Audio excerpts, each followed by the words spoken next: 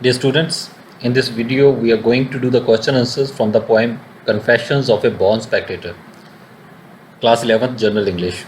Let's begin.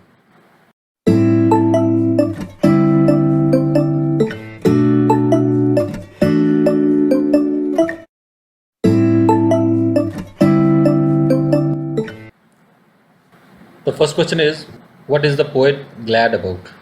जो poet है वो किस चीज़ को लेके ग्लैड है, खुश है. द पोएट इज़ ग्लैड, कवि खुश है that he is not an athlete और प्लेयर बट अ स्पेक्टेटर, कि वो कोई एथलीट और प्लेयर नहीं है, कोई खिलाड़ी नहीं है, बल्कि एक स्पेक्टेटर है, बल्कि एक दर्शक है. The poet doesn't want to risk any injury to himself, कि जो कवि है वो कोई रिस्क नहीं उठाना चाहता, ख़तरा नहीं उठाना चाहता इंजरी का, चोट लगने का खुद को, बाय प्लेइंग और कम्पीटिंग, खेल के या मुकाबला करके प्लेयर्स के साथ, तो वो कोई ख़तरा नहीं वो लेना चाहता. तो इस बात से वो खुश है कि मैं प्लेयर नहीं हूँ, स्पेक्टेटर हूँ, दर्शक होने पे वो संतुष्ट है, खुश है. Question number 2, the poet admires the athletes, जो कवि है वो एथलीट्स को एडमायर करता है, बड़ा पसंद करता है. Give reasons for this admiration, और इसके कारण बताओ, ये जो एडमिरेशन है, इस पसंदीदगी का, कि वो एथलीट्स को, प्लेयर्स को, खिलाड़ियों को बड़ा पसंद करता है, तो क्या कारण है.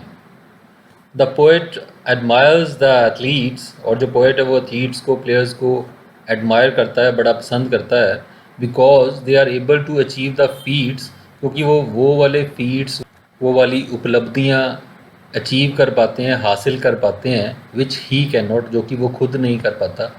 ही admires their skills and spirit, और वो एडमायर करता है, पसंद करता है उनके स्किल्स को, उनके हुनर को, और उनकी स्पिरिट को, उनके मन की भावना को वो एडमायर करता है.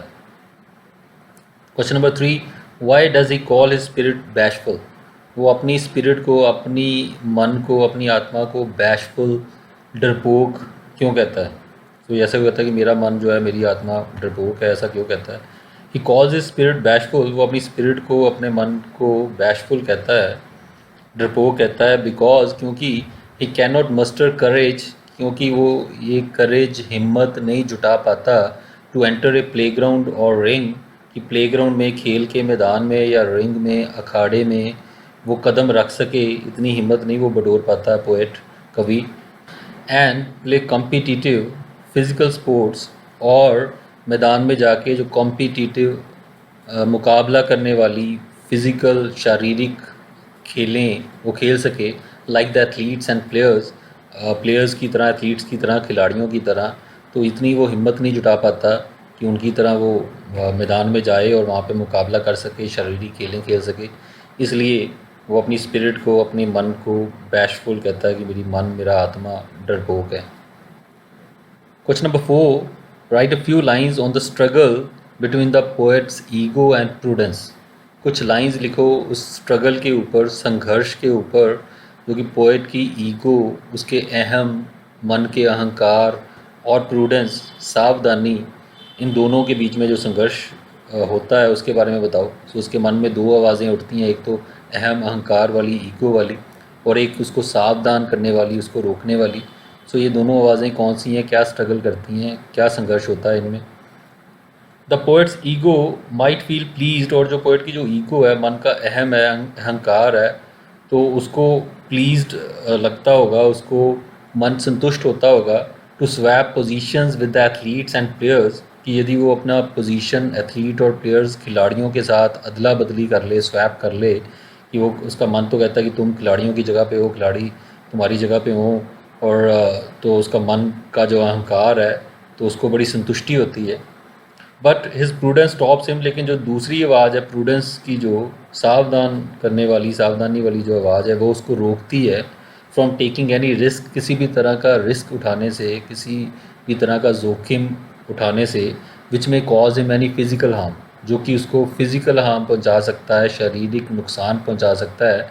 तो मन की दूसरी जो आवाज़ है, प्रूडेंस वाली, तो वो उसको रोकती है कि तुम प्लेयर्स की जगह पे ना जाना, तो वहाँ पे तुम्हें नुकसान हो सकता है, तुम्हारे शरीर को चोट लग सकती है.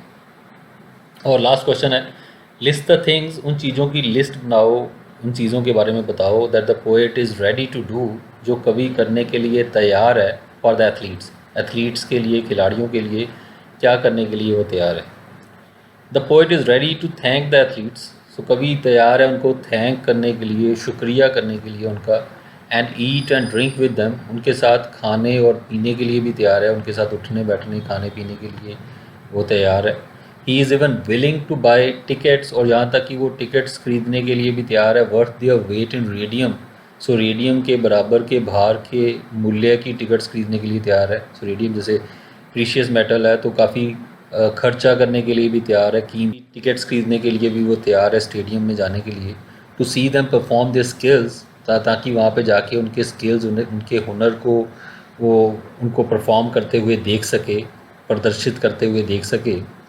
He can do any thing for them, वो उनके लिए कुछ भी कर सकता है, एथलीट्स के लिए, प्लेयर्स के लिए वो कुछ भी करने के लिए तैयार है, एक्सेप्ट कम्पीटिंग विद देम, सिवाय उनके साथ कम्पीट करने के, सिवाय उनके साथ मुकाबला करने के, उनका प्रतिद्वंदी बनने के। तो वो कहता है कि मैं तुम्हारे साथ मुकाबला नहीं कर सकता, तुम्हारे साथ खेल नहीं सकता, उसके अलावा मैं सब कुछ कर सकता हूँ तुम्हारे लिए। These were the questions.